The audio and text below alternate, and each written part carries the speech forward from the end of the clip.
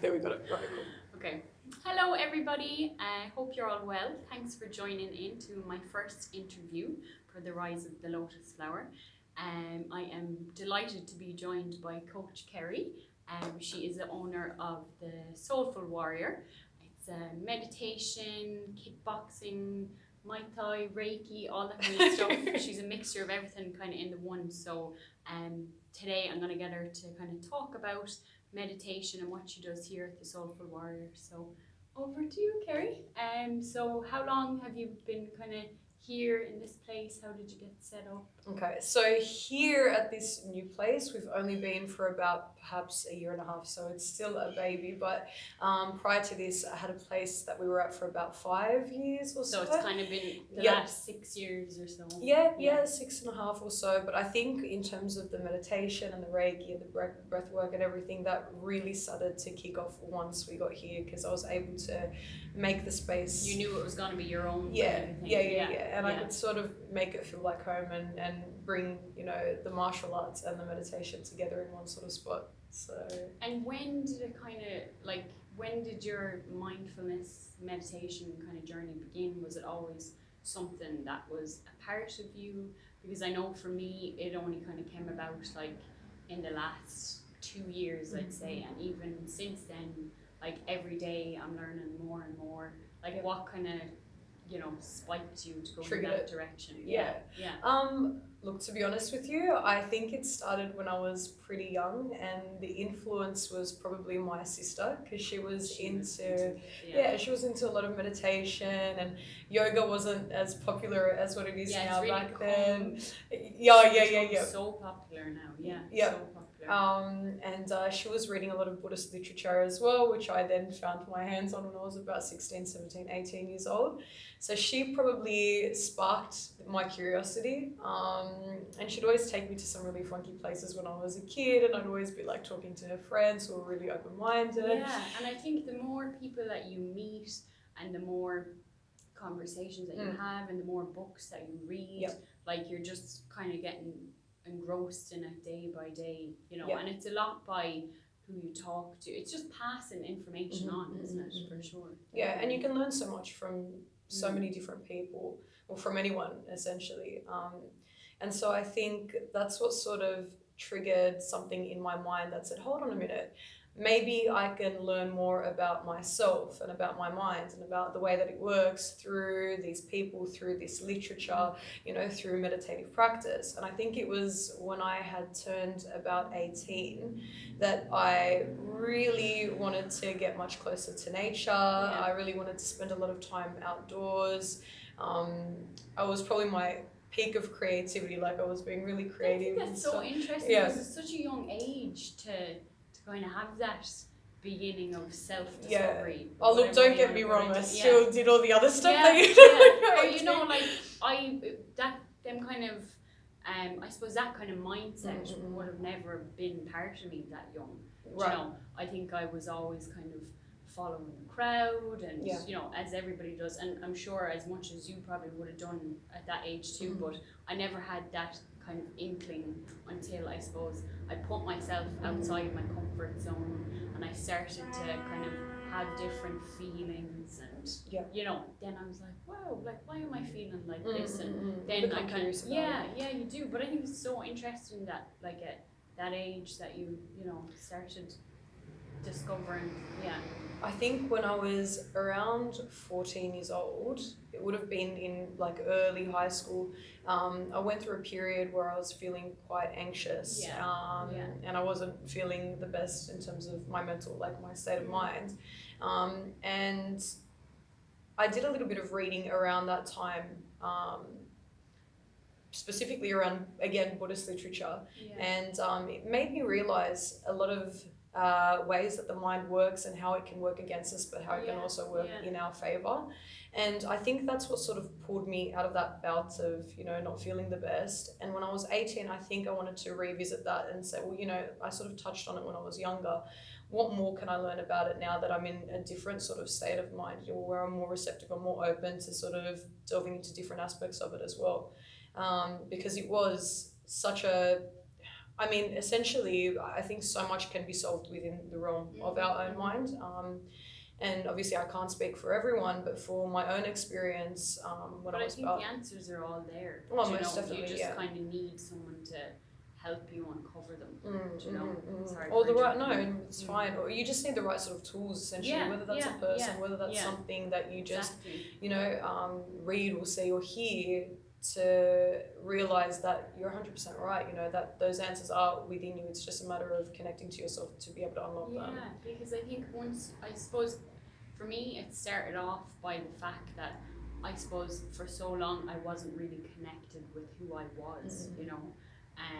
And you know, obviously things happened in my life, and it caused me to become very anxious, and you know, I was having panic attacks, and I went through a really kind of stressful time, which I think that we all do. You know, we all face this kind of journey at different stages, and I think your mess becomes your message. You know, it's what you kind of take from it, and I think you kind of learn to start looking at things in a different way, and learn to start living in a different way, and kind of recognizing your thoughts and your feelings and stuff like that. And I think it's so important to know that that those feelings are okay as well. Do you know? Because I think for a long time people have put it out there that you're meant to be happy all the time, and that in itself makes us feel anxious. Yeah, because it's not true. Like, do you know, it's not true, and I'm still training myself to be that way, because for so long I have kind of gone by these old habits and stuff. Do you know? So it's just kind of building Definitely. a pathway. And essentially, like from childhood, as we're babies or children, the minute we start crying, for most of us, it's quick distraction. You know, give the child a toy, make them laugh. Like, we're pretty much pulled out of our pain in an instance where we don't get a chance to process and deal with it. And it's almost like this characteristic or this trait that we carry on through the course of our lives, where we're afraid of feeling pain.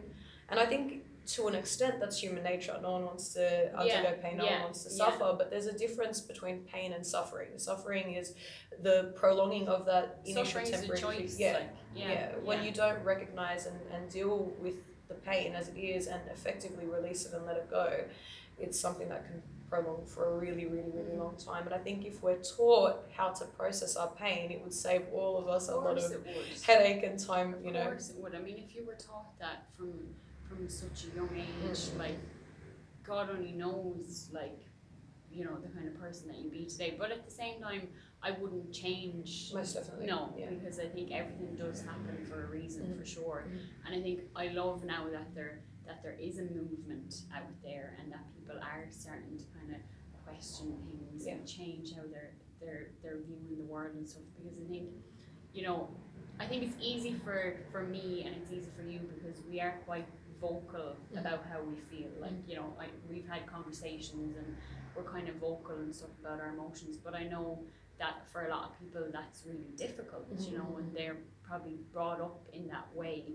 So that's why I think, like, stuff like meditation and mindfulness and stuff starts to kind of teach you to become one with your feelings and one with your emotions, and that's just kind of the step forward, you know. So I guess for people at home, you know, like, how would you recommend, like, meditation or mindfulness for a beginner, like for someone who's kind of heard little bits and pieces about it, because it is a big buzzword at the moment.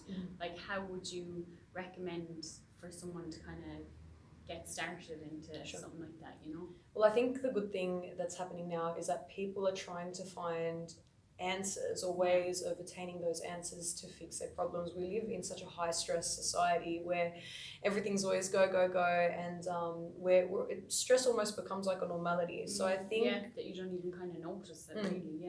So I think people are starting to say, hold on, surely there's a way that I can work through my stress, you know, in an effective way. That isn't so much, oh, just go shopping to, you know, to fill the void, or I'll do this to fill the void. It's not materialistic things, you know. Or an external, solution. I think people are starting to look a bit more within to find the answers to their mind. So if you've never, you know, gotten into meditation, you've never done a class, you've sort of heard about it, I think the best bet or the best starting point is to do a bit of information, get a bit of information, do a bit of research, do a little bit of reading, so you've got an understanding. Because meditation, and its offshoots. There's so many branches, and there's so many even different... hard to answer that question, isn't it? Because there is so much. Definitely. And even I found myself when I was starting off first, I was trying to do meditations and stuff at home, and it just, I think you need to go to a class. You need to give a class a try first, and then you can kind of be practicing at home. For sure. No more than if you want to learn how to drive a car, you go to like a lesson first, and then you do the practice. Like, and it's the same concept, isn't it? And I think especially if you're just starting off and you're not in perhaps the greatest, state of mind, it might be difficult for you to sit down and listen to, say, an online guided meditation, because the minute you get bored or your mind starts to wander, you'll switch it off and do the next best thing. So I think if you can find a really good meditation teacher or coach, or a school or a place of practice, and there's so much out there is so much. And I think what's important to say is, don't be disheartened if the first one you don't go to resonates or makes you feel like, okay, this is really working. Be open-minded to the extent where you're willing to try different things, because even I've been to meditation classes where I finish, I'm like, I feel like I just need to do another meditation to get over that meditation. Now. Most definitely. I think, like, again, it's the society we live in that we want a quick fix. Like, we expect it's either black or white, like it's happening or it's not. And I suppose it's learning to actually observe yourself, even thinking that, because I think for the first while when you do meditation, even still now when I do it, my mind wanders, but it's whether I'm going to be judgmental to myself or not about it, and then that judgment just spirals into a new world of thought, so it sort of takes you further away from the point of the purpose. It's funny something how we could just talk about for ages, because it is such a massive, definitely. And on the note of quick fix, I mean, the value of mindfulness practice or meditation is that you do feel, if you're open to it, you do feel the results of it and the impact of it straight away. But with regular practice, it becomes more than just an hour of relaxation. You really start to put those practices into practice into your day-to-day life, where it makes a significant change. Because I mean, like, I try to get my head around the concept of that, it's great to be able to come to class every week, and it's great to be able to do it at home, but like, I need to actually start incorporating this into the rest of my day as well, but not in a like watching my every step kind of a way, but I think that is where it really comes into practice, is when you can bring it within your whole day and just observe how you're feeling, and observe your thoughts, whatever they may be in that moment. It's literally just about being present within the moment, And I think that sort of stems into the idea of mindfulness, which, if you look at it from a scientific point of view, rather than trying to get into this human state of constantly being present and constantly being mindful, that tends to work against us. The brain actually works better with shorter spurts more frequently throughout the day of mindfulness practice. So it's as easy as, if you're sitting on the train on your way to work, taking a second to focus on your senses. What can you smell? What can you hear? What can you see? What can you taste? And what can you touch? And that's an exercise that might last you maybe a minute or so. But things that work for you. Most definitely, conveniently. So this is why I'm so happy to have you on talk about this, because so many people message me all the time asking me about mindfulness and meditation, and it's something that I'm on my own journey of now, and I mean, like, I look up to you and would love to have my own practice and stuff, but you've put in the work, and you kind of have more of an idea about it, so that's why I'm delighted for people to hear from you, Thanks, And could you talk to me a little bit about Reiki? Because I know you do Reiki here. So I love it. Reiki is an interesting thing. So it's been around for centuries. It's not so much a new practice, but it is something that's gained a little bit of popularity within the Western world, I guess. And it's just a mode of energy healing. So if you have blockages, whether it's an emotional blockage, a physical blockage within your body or within your realm, it's a way of unlocking and unblocking. I didn't mean to rhyme that one. Those blockages, to work through it, to release those emotions. It can help with healing physical ailments or physical pain. It can help to release things that you've been sort of holding on to, like baggage, for a long period of time. Which a lot of people do. Yeah. And it essentially just works. So all I am, or all the Reiki practitioner is just a catalyst for that change. Like just a facilitator. Exactly, like a channel where the notion is that that energy flows from life source or God, or depending on what your perception is, flows through the Reiki practitioner and meets that physical body or that emotional body wherever it needs to go. And I think you need to, and for me, I think you need to come into it and be open to it. Most definitely, again. You need to be open and accepting of it. And this kind of, I know I'm going off point again, but I'm sure we're going to probably go off point notes. But this kind of brings me into another question that I wanted to ask you, was that there still is a big stigma around all this kind of stuff, like spirituality and meditation, all is very much kind of like hippie, like, right, yeah. And I think there's not like one type of person that does it. I think it's for everybody. And I think there is, like, would you find that there's still a bit of a... Most definitely, there is definitely a stigma that's still around, spirituality, I guess, and all of the different branches that leads to. I think it's about finding something that works for you. Yeah. So Reiki is something that undeniably not everyone is going to agree with. And if you don't, then there's no point in forcing it, because you're wasting your time and your money going to see someone for the Reiki. Yeah. What's the point in doing something that you're not invested in? Definitely. Yeah. But when it comes to meditation and mindfulness, it's not so much this hippie thing that people do when they smoke a lot of marijuana. It's working with your mind. It's learning to understand your mind and the different branch works and the different, the cobweb that can sometimes be the overthinking mind. And the mind is amazing. It really is. I think once you start getting kind of interested and invested in this kind of stuff, it's like you just want to know more and more and more. And I think, you only have one home, like, which is that you have to live in. And you should learn how to make sense of things, really. And it does prepare yourself. Because most people are living, but they're not living. They're getting kind of going through the motions, but not really experiencing things. I think that's definitely true. But when it comes to meditation itself, I think everyone can benefit from just gaining a greater understanding of themselves, because you find that you're able to deal with situations in a completely different way. It shifts your perception, which ultimately shifts your reality and your existence. The way that you see things is the way that you're going to experience it. And then you I think as well, you start to notice, I'm getting a phone call. It's so funny. Let's bring her into the conversation. Is that still recording? I don't know. Okay, I might just pause it and we can pick up. No, it's still going. Oh, okay. Yeah. We might leave this in it. So, but I think as well it helps you notice,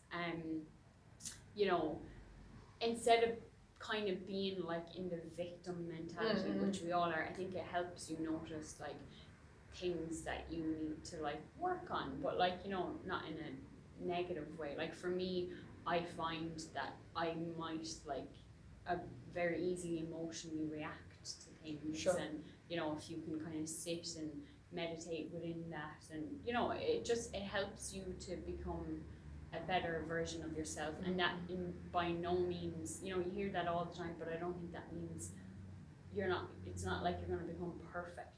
Or that you're not good enough as you are. It's sort of more of a learning process and learning how to express and to be and to feel yourself on a different level that works for you better and that works for your external situations, your relationships, your work, or whatever it may be. That's it, because I think how you do one thing is how you do everything, and it is connected to your whole life. I remember reading this quote that said, "You are your own problem and you are your own solution." And I don't know who said it or where I read it, but it is so true, because at the end of the day, like going off what you were saying about victim mentality, when we put ourselves in those shoes and we constantly blame everything and everyone around us, we never actually find an effective solution to our problem, because we see it as being something external. And as long as it's something external, it's far from you and you can't really grasp it, So I think when we realize that we have the capacity to change situations, or to we change do, our response to 100%. situations, Yeah, at least. 100%. That changes the situation at hand, you know, and at large. So I think that's a really important notion to go off. If you see yourself as, okay, how am I responding to this? Am I making this a problem, or is it externally, you know, a problem? It's like it's important to check in with yourself. You know, like before I started getting into this kind of I don't know, self-discovery, I suppose, I never would have really put aside the time to check in with myself. You know, I wouldn't have given myself time that was just for me. You know, and then I suppose I was kind of stuck in the victim mentality, poor me, you know, but I never really assessed how I was feeling or what was going on. Or how you were responding. Yeah. And I think now, you know, every day I'm just building up more tools that work for me, and it's all through, you know, these different kind of practices and stuff that you just become more connected with yourself, you know. And I think on that note, when we talk about all of this, and especially if it's someone that's sort of coming new to all of this experience, you might hear all of this and think, oh my God, that sounds like so much work. But in reality, you're actually doing less. Going off on a like little spiral of and it sounds like there's so much to it, and it sounds like there's so much hard work, but in reality you're actually doing less. When we spend our time overthinking and overanalyzing and trying to find solutions and fill voids left, right and center, we're exerting all of this energy that doesn't work for us. When we start to understand the mind and break it all down through practices like meditation, through practices like mindfulness, we actually become a lot more simple. So although we're obviously talking, you know, about a lot of content and about a lot of things, putting that into practice is actually a lot easier once you grasp hold of the notion and the understanding of it. Just building a muscle, aren't you? Most definitely. It's actually a lot more simple than the way you would live, say, with, you know, an overthinking mind and a cluttered mind and a go mentality, you know. So it might sound daunting to someone that's never done it. And that's why I suppose I want, that's why I'm like, it's hard for me to explain it, like I know we kind of touched on it, but you know, how do you explain it in basic terms to someone who's just a beginner? Do you know? Explain the meditation and the mindfulness, or like, you know, incorporating meditation into someone's life. Sure. So I think your best bet is to get a little bit of an understanding of it. So like I said before, do a little bit of research. If you've got no idea what meditation is, there's so much. I mean, the great thing about the internet, one of the great things about the internet is it's so plentiful in knowledge. Like it's so accessible to gain information on basically anything. So do a little bit of research. And then I definitely say seek out a meditation school or a practitioner near you to get some first-hand experience, because there's only so much you can experience behind a computer screen or behind a book. So get some first-hand experience, attend a meditation class. If you feel like that place doesn't resonate or work well with you, because everyone has different styles of teaching and practicing, try something different, find somewhere new until you sort of find a place where it's like, all right, I feel right here. Because I think it's really important to feel comfortable and right with your coach. And no more than you said, you know, if you go in the first time and it doesn't work out, you know, like don't let that turn you off 100%. Definitely. Either. And in saying that, the first time most people sit down for a meditation, they'll feel really scattered, like, oh, you know, they're telling me to visualize this and like my mind won't. Don't be disheartened by that, because it's like anything. The first time you do it, we're essentially retraining the mind back to a simpler form. It's going to be tricky, you know what I mean? And it takes practice. Definitely, it takes practice. And is it something that you think, you know, if we could give someone like a take-home kind of practice, would it be something you'd say to do every day? Do you think it's more effective in the morning time, in the evening time? Again, you know, I suppose what's unique to you, but in a general sense, like what would you recommend? So I guess everyone works a little bit differently, but if I was to be general about it, I think some of the best times to incorporate meditation, if you're someone that hasn't had a lot of experience in meditation, is first thing in the morning when you wake up and right before you go to bed. Yeah, because they're really important times for consciousness. Sure, and you know, depending on your sort of brainwave, your frequency or your state, it's easier to get into that state of relaxation. So those are two times that tend to be easier to sort of fall into a bit bit of a meditative state. And start off with like 5 minutes or 10 minutes. Don't go excessive and feel like you're forcing yourself to sit there That's and it, because I uncomfortable. think sometimes when we try out new things, we go like hell for leather. Yeah. Whereas, you know, just yeah, baby steps. yeah, and by all means, just see what works for you. If you start off with 5, but you feel like you can go for a bit longer, go for that. But I think starting your day with an intention-based meditation or a clearing-based meditation is really nice, because it sets the tone for your day as well. It makes you feel a little bit better before the day's already because begun. I think, like, you know, we have to make ourselves happy, you know, if that makes sense. Like, we got to get up in the morning and give ourselves it's a choice. Drive. Yeah, you know, like you need to start that momentum. And put in the effort. You know. And I mean, there's going to be triggers throughout the day, and I guess that's where a little bit of regular mindfulness or meditative practice throughout the day comes into play. So say you start your day off with a really nice intention-based meditation, and then on the way to work there's traffic and it's chaotic, use your mindfulness exercises, which is really funny. Like, really, I mean, I live in Sydney and the traffic here is absolutely chaotic. I've caught in traffic at least a few times a week. Rather than sitting there and beeping my horn, which sometimes we're tempted to do, I'll practice mindfulness, and it completely shifts the way that you feel, and you almost feel like there's chaos around you, but you're sitting in this white lighted bubble where you don't feel as though you're absorbing that negative energy. It's a choice again, I guess. Stop, like, assess what's going on. Can you change how you're reacting to this? Like, most definitely, and we can always change how we're reacting. And I think, like, for me, a big thing is just observing. Just observing, just noticing, and, like, that's half the battle. Yeah, so I think if we can put a little bit of practice into your day-to-day where you focus, like, at a starting point, focus on those mindfulness techniques where you either observe your surroundings without judgment, or you focus on your senses and see how you're feeling or what you can smell and see and whatnot. That really grounds you to an extent, and it sort of gets you present-minded as well, which is really, really nice. And if you can learn to do that in the most chaotic of moments, then it's really easy to apply that in the easy ones as well. Yeah. Sure. And it changes your response. So for example, if you're at work and your boss has just yelled at you for some sort of problem, rather than instantly reacting the way that you perhaps would have previously acted, like an automatic response, taking a few moments to just think rationally and logically as well. And okay, if I respond with anger, is that going to make the situation better or worse? Focus on your breathing. Just sit with what's going on for a moment and respond in a way that's actually going to serve the situation and yourself in a sort of better way, which might be hard to do at the start, but with more practice it becomes easy, and it becomes more of a natural response. Love as well, you know. Another thing which I kind of wanted to touch on was, here in the studio you do kickboxing and which I think is so cool that you have incorporated it all. I remember when I first moved here and I walked past the place and I came in and I was chatting to you and I was like, can we grab a coffee sometime? You just seem like a really interesting person and I just want to chat to you. But you have a great place here. But I just love how, I think as well,